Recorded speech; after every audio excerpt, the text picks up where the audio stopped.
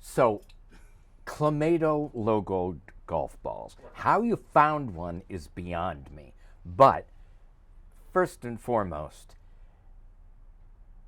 let me just say that my father, Francis Joseph Lusky, is invented Clamato. And how that came about, I'll tell you. But the golf balls, see, my father lived in Western New York, where Duffy Mott Company, the creator of Mott's applesauce, Mott's apple juice, and of course Sunsweet prune juice, they were all located in Hamlin, New York, Holly, New York, Aspers, Pennsylvania. But the brass of the Duffy Mott Company all worked on Lexington, I think 461 Lexington Avenue in New York City. And of course, they were all golfers, but there are no golf courses in Manhattan. So they would call my father and say, hey, you know, we need to, Clamato is a big success thanks to you. We need to have Clamato logoed golf balls. And we think you live in the land where there's all kinds of land up there. Isn't that a great idea? And I just saw the look on my father's face like, what the hell is wrong with you guys? The golf ball's this size. By the time you put it down on the tee, no one's going to see it before you whack the hell out of it and into the pond or into the trees. But be that as it may, boxes of Clamato golf balls would show up. Now, do we have one here? No, of course not. You put it in the water near the ninth hole, right? Anyway, how you found one is beyond me. But the story of Clamato itself, in the early 60s, late 50s, early 60s, Mott's was a big success with applesauce, prune juice, and apple juice. But by the early 60s, the sales of Sunsweet prune juice were declining. Well, tanking is what they were. I guess people were pooping on their own. There really was no longer a need for prune juice. So all the suits down on Lexington Avenue were on my father going, we need a new drink. And boy, they were pissed about Tang. Tang's going with the astronauts to the moon. They were pissed about that. So my father came up with a new drink called Mott's AM. Now, in the process of making this, he would bring home a tray of 24 of these little samples of what's going to be Mott's AM, and my sister and I would have to sit there and go, and he'd go, did you like that one? I don't know. I'm 9 years old.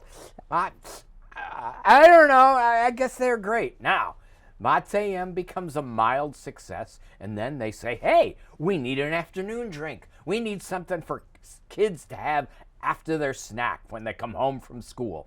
So there's new Mott's PM. Now, Mott's PM is nothing but grape juice and a lot of sugar. So when the tray came home with those, I'm like, hey, these are great.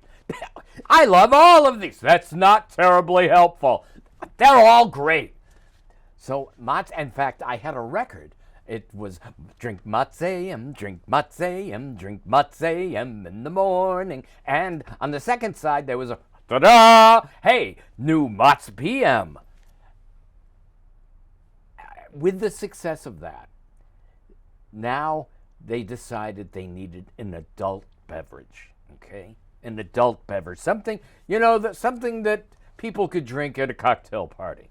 And my father is sitting there, and my mother from the kitchen goes, well, how about a nice tomato cocktail? And my father's, yeah, he's got his drink, which, by the way, we had to wait for him to have his drink before we could eat dinner. He had to finish the drink, and he'd sit there with the drink, stewing about something, with the cigar in the side of his mouth. And I remember that one night he said, what is that smell, Burnus? Oh, it's clam broth. We're going to have soup. And I see the light go on in my father's eyes. Tomato and clam. A week later, he comes home. There's the tray again. It's called Clamato. Kind of fishy. But, what can I tell you? I guess 3 or 4 months later, Clamato is a huge success. People are dumping all kinds of alcohol in it. But now the suits in New York think they have an even better idea. The tray comes back, and he says, it's not my idea. It's called beef amato. And I still remember the look on my sister's face when she took a sip.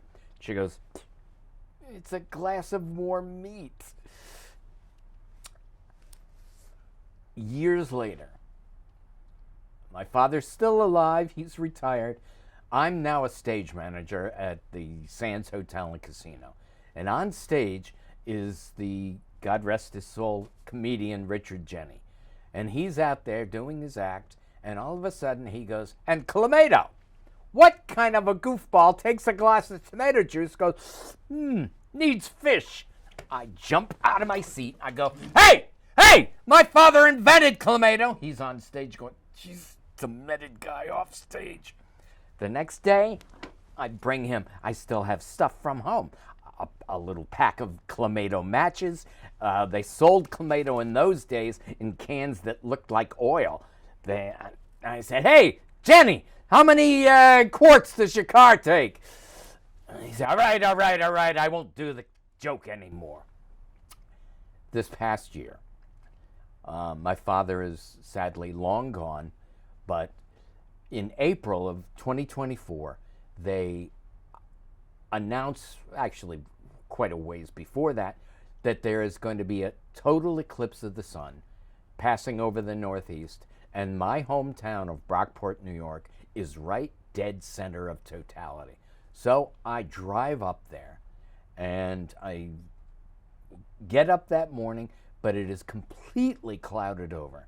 So I go and visit the old man's grave, and then I walk back into town at about an hour before totality is supposed to happen, and I'm like, well, where am I going to go? There's nothing to see now. And I thought, well, let me go look at the old house. And I go, and where there used to be a stone driveway, they've now paved, and there's a 2-lane driveway you can walk right in. And I'd sort of wander toward the backyard, and the steps that he used to come up to every day when he got out of his car are gone. The back porch, the only way to normally get in the house, is completely sealed off. And I'm thinking, well, what the hell did they do? And I look in the backyard, and there's a woman staring at me. And she says, can I help you? And I said, well, I grew up here. I used to live in this house. And she goes, oh, tell me about the house. Come on, tell me about the house. And I realize, I tell her what I can see and what I remember. And I realize they're having a little eclipse party in the backyard. And I'm talking to her over the fence. And I look, there's a whole tray of alcohol and some mixers there. And one of them is Clamato. And she's going on, and she goes, well, what did your father do? And I said, well, he invented that. And she goes, I love that stuff. Come on in. So I'm there. It gets very dark. We don't see anything, but it gets very dark. And I swear to God, in the darkness, just for a second, I could smell the old man's cigar as if he was standing there looking at us going, what the hell are you people doing out here in the dark? About an hour later, she posted on Facebook that who would have thought that the son of the creator of Clamato would wander into our backyard for the eclipse. And that is the story of Clamato and my old man.